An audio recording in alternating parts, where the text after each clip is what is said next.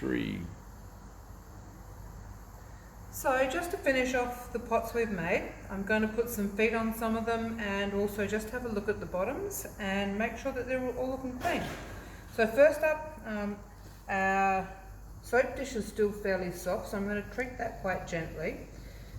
To make feet, I like to just roll a quick little sausage and divide it into equal portions.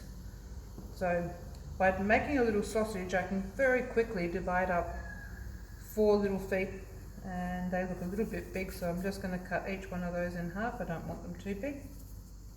Just cut each one of those in half. I can put these two aside for another one.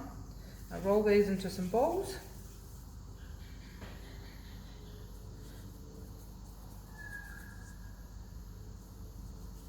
Spend my time rolling them so that they're quite nice and no creases. They actually look better and they're quite nice and no creases.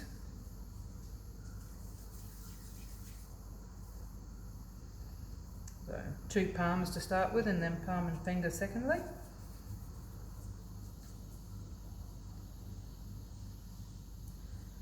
Okay, I'm just going to roll them a little bit sideways and then push them down to be little tubes. A little bit sideways, push them down to be little tubes. 4 feet on these. Push them down. I'm just laying them side by side so that I can make sure that they're roughly the same length.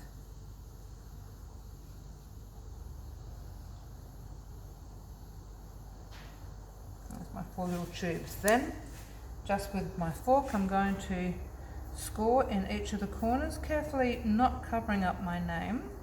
A couple of considerations: these need to stand in the corners here, so I don't want them too far out. I'm just going to add a nice amount of slip to each corner here. There must be enough slip on there that it covers up all of the holes. And I'm just going to flatten the base. And this goes on here, and I turn it until it grabs. Okay, it's very important that it grabs. Again, I put this one on, flatten the base, turn it until it grabs. And because my pot's a little bit too soft, I can't push very hard. Flatten the base, wiggle it, turn it, wiggle, wiggle, wiggle, turn, turn, turn. And we don't want the feet coming off in the kiln. Sometimes I chase feet all around the kiln. Clean up that slip that's around there. I'm just going to grab a little brush. Stiff bristle brushes are really good for cleaning up this slip.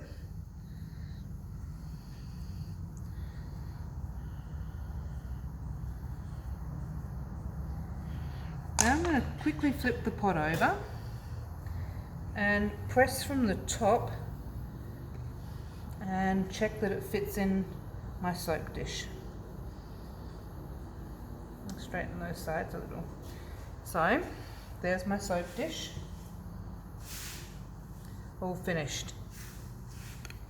Now I'm going to clean up this pot and put some feet on this.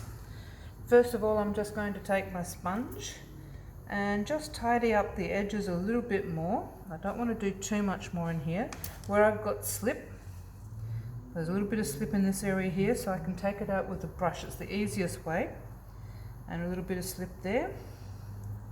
Just brushing out those little bits of slip that are excess in the joint. I'm going to carefully turn the pot over now and have a look at the back side of it. Some of this is much easier to clean when we have it a little bit damp still. So I'm just going to sponge carefully and make sure that where these seams are cut, that it is brushed down and sealed up really nicely, and also very neat on the back as well. So each of these seams, just going to brush in with a stiff bristled brush. That's hard to say. Stiff bristled brush. Not pressing too hard on my pot, of course, because if I press too hard, what might happen is I can flatten it out, because it's not dry yet. It's actually still quite damp. We've left it till it's stiff, but we want it damp. If we leave it until it's too dry to put these feet on, we're not going to have quite as good a join. So we want the clay stiff enough that it will hold its shape while we're working on it like this. But we don't want it so dry that the feet won't stick on nicely. So once again, I'm just going to go some scoring in each of these corners.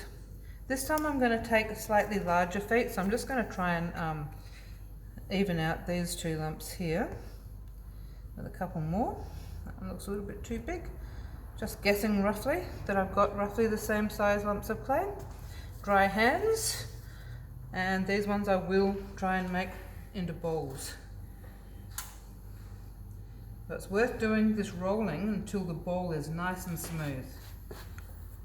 2 palms first, roll the ball, and if I think I've got any of these that are too big, I'll just pinch a little bit of clay off. It's only guesswork, just by eyes. Making my four balls here, and they look okay. And now I'm just getting them round, and I'm just going to flatten them a little. I don't want them to be, if they're really round and they're just sitting like this, they'll definitely fall off. So once I have them round, I'm just going to flatten them, squish them down. This one feels a little smaller, but when I put them on it will be fine. Just flatten them down. Now this side with a little fingerprint hollow is definitely not going to go here. The side that is flat on the ground here is the side that's going to go on. So this is the side that will go on. Where I've got the scoring, a nice amount of slip. It's probably not enough scoring.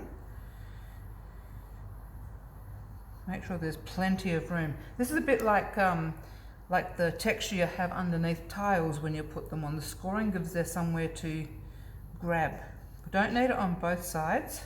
What we do have to make sure we do is wiggle this in. I'm not pressing hard, but you can see I'm wiggling, wiggling, wiggling, and suddenly I can't wiggle anymore. You just have to keep wiggling until you can't wiggle anymore.